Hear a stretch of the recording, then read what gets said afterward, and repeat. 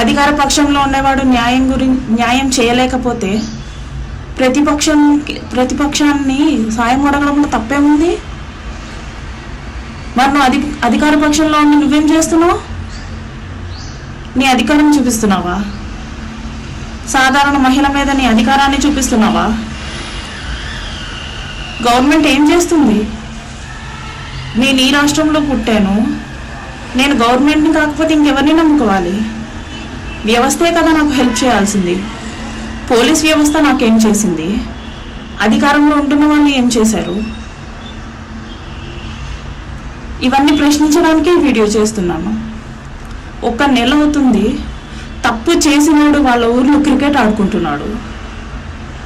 ఏ తప్పు చేయకుండా నా ఫ్యామిలీకి నేను దూరం అయిపోయాను కాదు, దూరం చేశాడు. మొన్నటిదాకా అమ్మ నాన్న లేని అనాథగానే ఉండేదాన్ని. కానీ నా కొడుకు, నా తమ్ముడు అంటూ నా చుట్టూ జనాలు ఉండేవాళ్ళు. వీడు చేసిన పనికి ఎవ్వరూ లేని ఒంటరి దాన్ని చేసేశాడు.